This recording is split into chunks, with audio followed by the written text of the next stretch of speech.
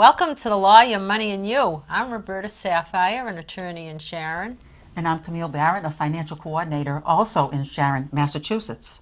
Oh, okay. And Roberta, there's always some issues that come up that are not necessarily just financial or legal. And one of the things that does happen a lot is that people who either have financial issues or legal issues might experience some sort of mental health challenge, maybe depression or anxiety.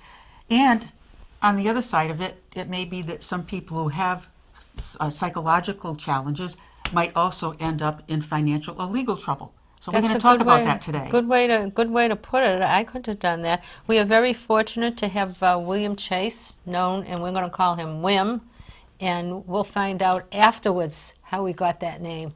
But welcome. He's with lifespan.org. The fact that there's org at the end means something more than lifespan.com. But welcome. Tell us a little bit about yourself. My name is William Chase. I'm a clinical social worker. I practice in Rhode Island, and I graduated from Rhode Island College School of Social Work in 1996, and I've been working for Rhode Island Hospital ever since in various capacities. And now I've moved over to the Lifespan Outpatient Psychiatry and Urgent Care in East Greenwich. And that's from the hospital? It's all part of the Lifespan system. It's a pretty big. I looked at their website. It's like you're connected with 4 hospitals. Right. There's Rhode Island Hospital, there's Miriam Hospital, Newport Hospital, Bradley Hospital, Hasbro Children's Hospital is part of Rhode Island Hospital, and I think I've covered all the big hospitals. Is this a new thing, like solving people's financial cares through psychiatry? Well, it's more kind of a particular interest of mine that I've developed, and I've sort of noticed the connections between money problems and money decisions and psychiatric and psychological troubles. So. Well, when you think about, for instance, the unemployment rate, I know it's getting better, but people who might be out of a job, how can it not affect somebody? How can they not feel depressed and maybe they start to feel their self-worth diminished? Do you see people who are in that situation? I do, right. So sometimes it's chronic unemployment, sometimes it's sudden, something happens suddenly, but they just, at some point, they make a decision to come and seek help for it. And a lot of times they feel defeated, and they tend to, a lot of times they tend to blame themselves, or they get very angry and they're blaming somebody else. So, but yeah, it definitely is an emotional thing. And you also see things that much worse situations when you have these disgruntled former employees who might really go off the wagon, off the deep end, and do something even more extreme. Right. Hopefully. Oh, you see people like that before they kill the other people? Maybe well, we assess. I mean, we always evaluate. Safety is always a big concern for, we want them to be safe. Mostly it's self-harm. I think the large percentage of people are thinking more about hurting themselves if they're thinking about it at all. They used to have not our post offices, but I remember there was a time there where you read that the carrier, he came in and he shot everybody in the post. There were several of them that do it. Now, if they had come to you, do you ever have people who say, well, they're going to do this, they have money problems, they're going to go out and kill this one or that one? Do you ever have that? And do you warn the other people? Or how does that work? Yeah, you have to warn. We have a duty to warn. If we think somebody's, obviously if they're in our office, we're going to try to get them into the hospital and make sure that happens one way or another if it's an imminent. How bad does the person have to be for a hospital to recommend them as opposed to their doctor? Like they lost their job. I mean, how do they get to the hospital just over financial problems? I mean, you wouldn't think that they're in the hospital because of financial problems. Right. Well, that's the thing. Like, where do you, if you know that there's a strong emotional component to the problem they're having? That's a very sort of dry clinical way to say that they're very upset enough that people are noticing. Their family, professionals like yourselves. I call it leaking. If someone's in your office and they're leaking, you know, they're just so emotional that they can't contain it. They can't just talk about the legal issue, or they can't just talk about the financial issue. Then it's kind of getting in the way of the work you're trying to do with them. And you could try to be compassionate, but after a certain point, you know, that's not necessarily helping them to work through their emotions and make decisions. So, you know, so that's really the key. Like, what do you do in that situation is kind of the question, I think, is that I'd like to help people answer today. You know, professionals who see this, because everybody does. You see it whatever you do. I mean, you could be a lawyer. Yeah, or somebody's falling apart, and you say, but what do you do? Need Like, help. how do you bring it without making it awkward or feeling? I mean, I think that it's not necessarily socially appropriate just because someone cries in your office to say you need a therapist. It's almost insulting. Or especially like you talk about going to the hospital, you need to go to the emergency room. I mean, clearly, if they're like falling apart and threatening themselves, then that's what you have to do. But that's not necessarily like, so it's a delicate conversation. You almost have to be in the mental health field to have it, like to know how to have it. But there are some ways to have the conversation that I think can be really respectful of people and kind of move them in that direction, you know, without it confusing your role. So you want to stay clear about your role, which is within the parameters of your profession. But it's just like, you know, if you refer to any other profession, you have to know how to speak to it a little bit. And mostly you need to say, this seems, you know, well, it depends, you know, I could talk about some things that you could say. I don't, do you want me to do Yeah, that? Oh, sure. yeah, sure. Yes. Because we all run across it. I mean, Yeah. it might be an old friend, or it might be a client. It might be a lot of things. You run across it because financial problems are out there. Yeah. You know, whether they just they can't pay their mortgage, the college loans. I mean, it's all caving in on them. And this, even though you might hit professionals, but you might hit people who are smart enough to recognize that they have a problem and should look for help. Yeah. That it's not just going to the bank looking for a loan, but it's how to deal with it. Well, a lot of times they will. This is where I think it's important to understand for professionals, is that include physicians, lawyers, financial consultants. I think it's really important to understand that there may have been someone in their life who's been asking them to get help for decades. Okay, like, and I'm not kidding. Like, please get help. You need help with this. But you just have to say it once. And because you're not their mother or their wife or they'll their listen son, to you. they will listen to you, and it will be you know, they'll be infuriated perhaps. You know, I've been telling you this for 20 years, but you know, it's sometimes when a professional says it, in order for me to help you, you need to be able to cope with what you're going through, so we can focus and just make it a very practical kind of thing. Then sometimes people will listen. So there's opportunities that are out there that get missed all the time because people feel awkward around the conversation. So that's. And tell us, what led you and your company to think that this is a necessary solution, where you have the emergency rooms at one end of the spectrum, Right. and then you have regular therapist practices, Right, where which somebody is will call part and of make what an we are. appointment. That comprises part of what our practice is. We have psychiatrists and therapists. You can call, make an appointment just like anywhere else. Wait and wait to be seen. You know, it's actually a very good wait right now because we opened fairly recently, so we have pretty short wait list. But so that's part of it, and then in the mid. So this is sort of a new thing that Lifespan did. It's it's called Lifespan Outpatient Psychiatry and Urgent Care. So it's basically a walk-in. So if you want somebody to be seen, right, you can just say, go to our office in East Greenwich, and you will be seen. Generally, you won't wait more than 20 minutes, and there's a clinician that will see you. Now, I have to say, because this is very important, because I don't want 30 people showing up tomorrow. You do not get medicine the first point of contact.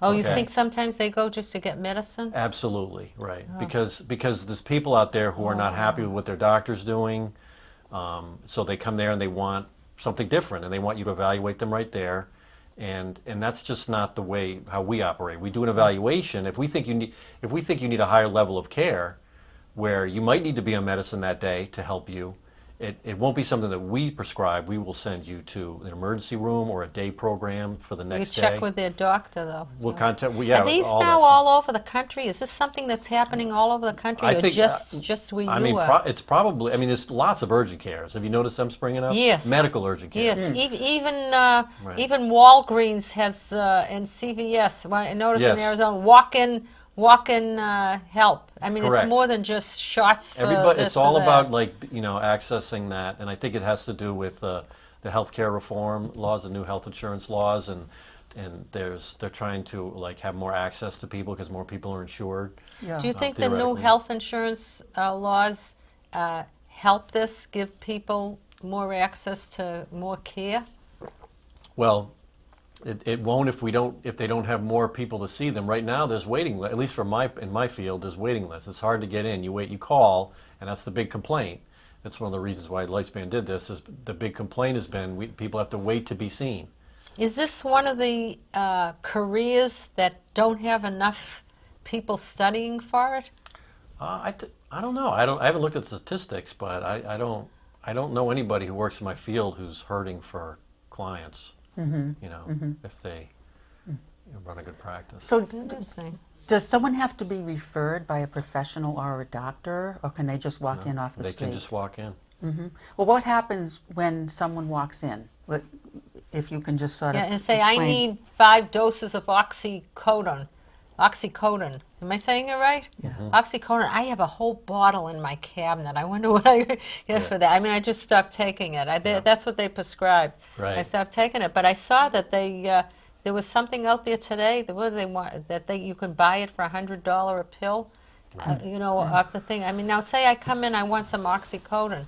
Right. Well, okay. So there's different medicine. That's a controlled substance. That's actually pain management. It's not really under the.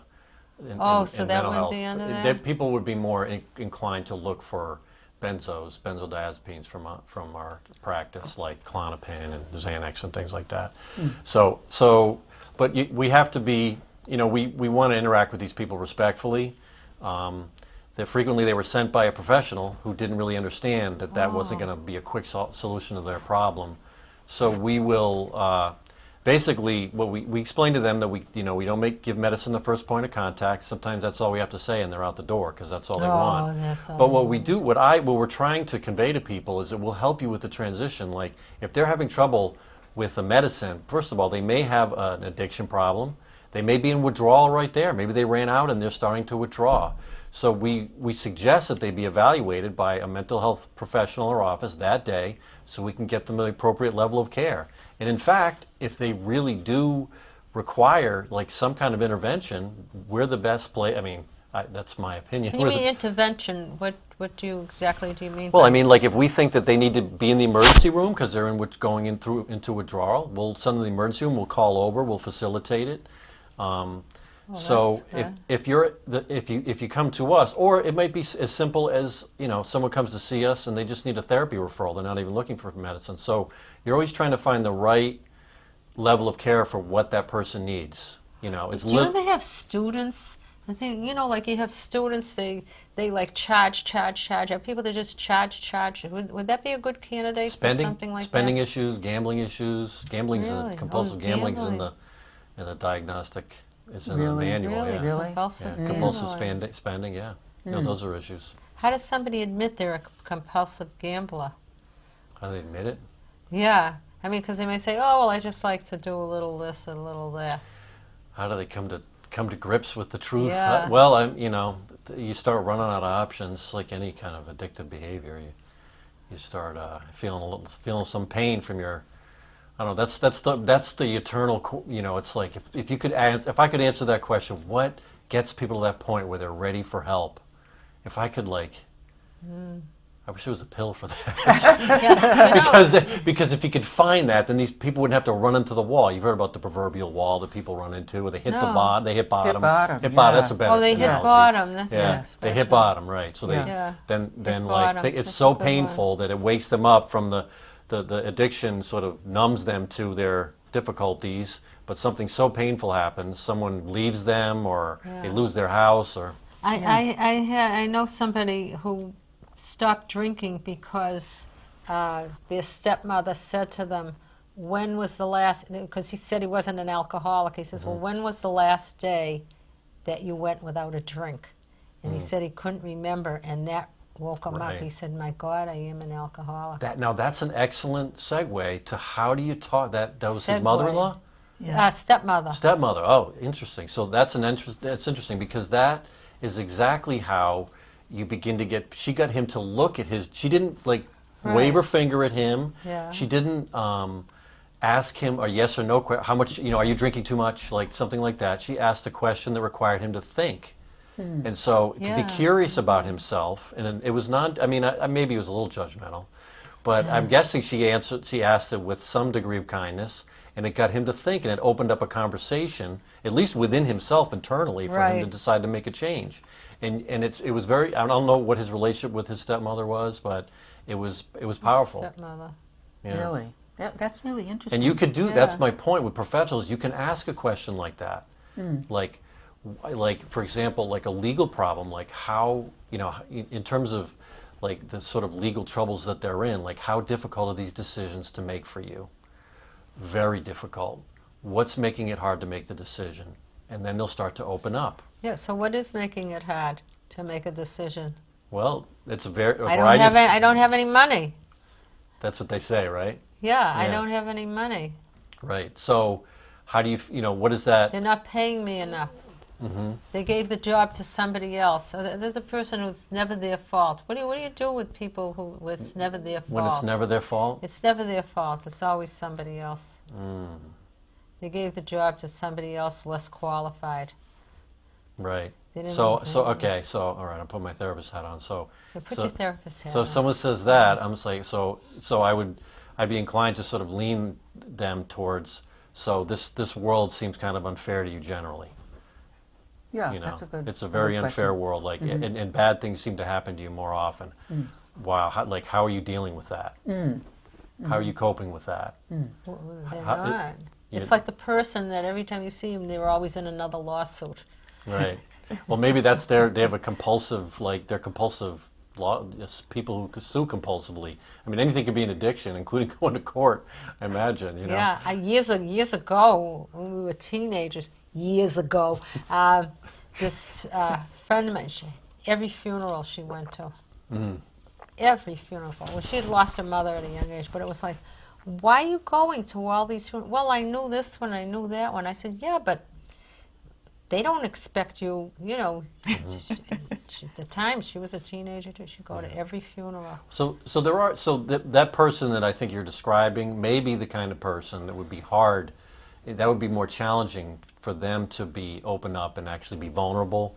I mean, going to treatment, there's a certain degree of vulnerability that goes into going into an office like mine, like your. Yeah. Do you ever treat hoarders? I had a conversation. We had somebody on the show about hoarding, and we all meet a hoarder. I'm not talking about a clutterer. I'm talking about a hoarder, and that's a disease.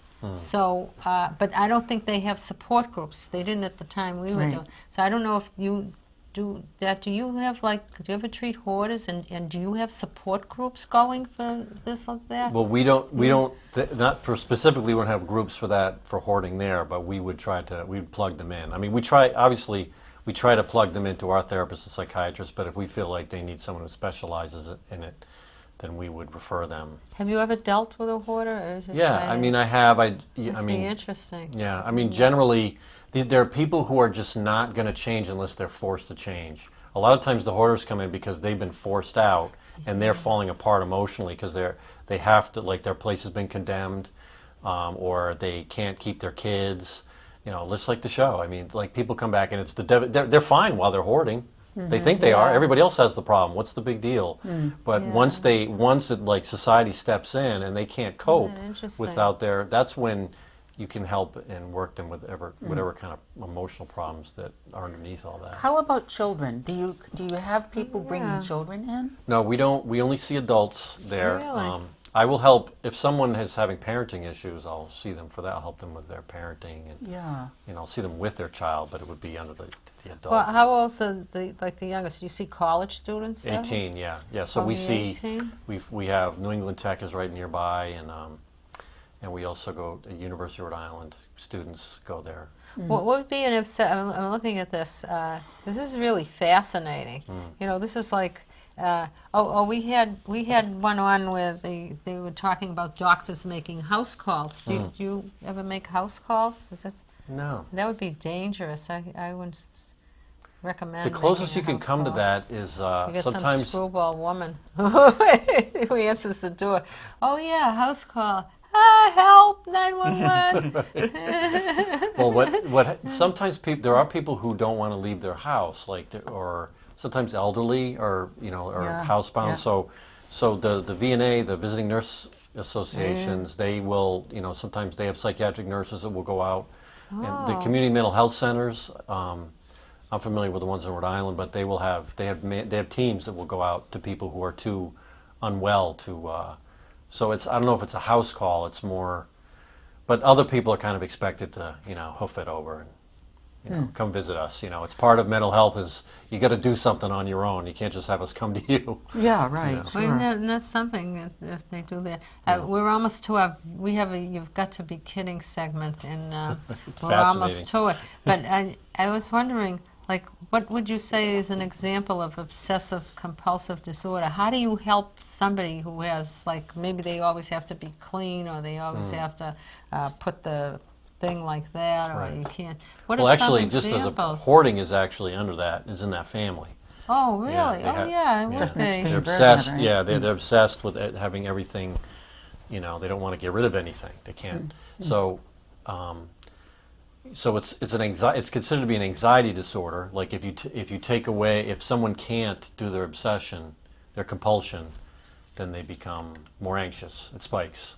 Can you tell when somebody's a child that child's going to grow up to be obsessive compulsive? I mean, how do they get that way? Do they start young? Is there any signs? That's like the old nature nurture argument, right? It's kind of hard for me to say. I mean, Every now and then when you ask a certain question, you get a certain smile. It's like Right. yeah, I know Well, she's you're saying, just but I asking can't, all I these- can't these talk are- these about are- that. I can't talk. I can't say that.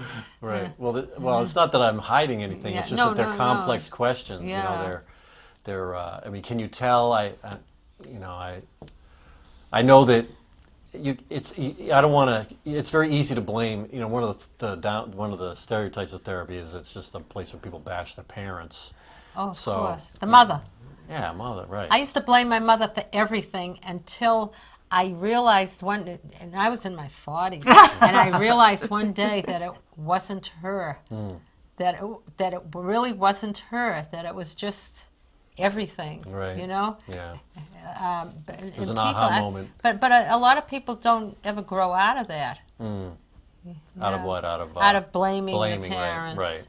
They just blame them. Well, it's a phase. I mean, people might start. Sometimes the moment they're able to actually allow themselves to have a negative feeling or thought about a parent is very important because they've always blamed themselves.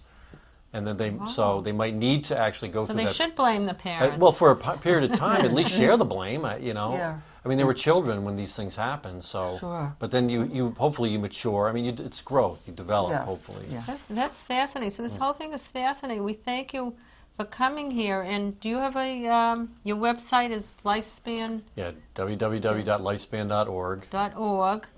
And if email? somebody wanted to email you? Yep. Chase with an S at lifespan.org. Okay.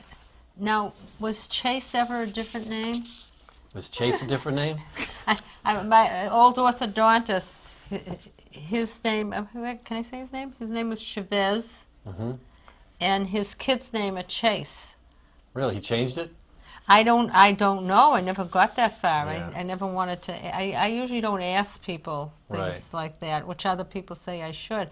But for You've Got to Be Kidding, your name is William, and they call you Wim. They don't call you Bill. Correct. How is that? I'm just curious. Okay, so I might come from a lot. I'm William Chase III, and I come from a lot of Williams. Now, is that 3 RD or 3 Roman numerals? Yeah, 3. The Roman numeral 3. Oh, the yeah, Roman numeral? The Roman numeral, yeah. So So, which my is- father which was is 3 William ones. Jr., and my grandfather was William Sr., and then his great-grandfather was a William. So there's just a lot of Williams. Oh, Williams. If you go to our plot in the cemetery in Portsmouth, there's like, it's full of Williams. Portsmouth, Rhode Island. Rhode Island, yeah. because it's Portsmouth, New Hampshire, and is there a Portsmouth, Mass? I don't too? know about that. I don't know. I meant to, they named everybody. The forefathers named every city the same, every state. Yeah. But okay, so there are a bunch of. So how Lots how of far Williams. does this go back? So my father got to name me after himself. So my mother Yeah. wanted a piece of the action too. So Yeah. she went to her grandmother, who was Dutch. My grandparents immigrated from Holland, and asked for a suggestion. What's a name for a William? And she came up with Wim. I mean, they say Wim in Holland, but Wim. so that's where it stuck. Wim. So Wim. Yeah. So your mother call you that. Everybody. Everyone calls Everybody it that. will call you Wim too. Once they get The to know whim, like if you have a whim, does anybody Right. ever There's a make a zillion joke? nicknames, tons of nicknames. You've got to be kidding. Did you Yeah. tell her you got to be kidding? Tell her that it was on. You still got your mother? My mother's still, yep. Well, you tell She'll your be mother thrilled. I'll that definitely show her she's- this. That she's thrilled that we said you got to be kidding. That's how you got to be kidding. But like that. but we're about to wind up. But I got another. You got to be kidding. A quick one. That who was it? He was saying about scams. Mm-hmm. There's the newest scam. Did you ever do that? Do you ever they the fake yellow pages? They're sending fake yellow page invoices. In other words, you get an invoice in your office, and it's from the yellow pages for $20 or this or that. What would you do? Would you pay it? If someone was if You they get were a yellow tricking, page invoice. if It they're- comes to, I don't know who gets the bills in your office. Yeah. When we get duped, I mean, even a big system like License. Yeah, see that? They're phony. They're sending them out now. Yeah. So everybody watch out for the yellow page invoices Yeah. if you get a bill. Mm-hmm. But I mean, you can We get see emails that. like they'll send us a email to everybody like, don't respond to this. There's a scam. There's phishing and all these different things. So they're always on the lookout for it. Yeah. I got one the other day. It said it was from Facebook, and it said, somebody is using your thing. Please sign in now to make sure. Yeah. And so what I do, this is what you should do, is put your cursor over who sent it to you, and you'll find that it's some bogus Right. email address, and all they're looking for, the Yeah. phishing, the PHISH, and I mean, the fact is, there really any rush to do anything in email, or to respond to these bills? Like, what's the big rush? If you don't rush and you sit on it a couple days, then you'll read about it in the news that there's Exactly. a scam. So just don't rush. Like, well, don't let on anybody that- rush you. on that's an end. Yeah. Yes. Stu told you it would go by fast, huh? Yeah, that was Huh? fun. Yeah. It was fun. We Yeah. thank Yes. you. And Yeah. And so I just want to remind our viewers that if you'd like more information about this concept, to please either email us or to email Wim. And if you would like more information or have some thoughts on any other topics, we'd love to hear from you. Because remember, this is your show, The Law, Your Money, and you.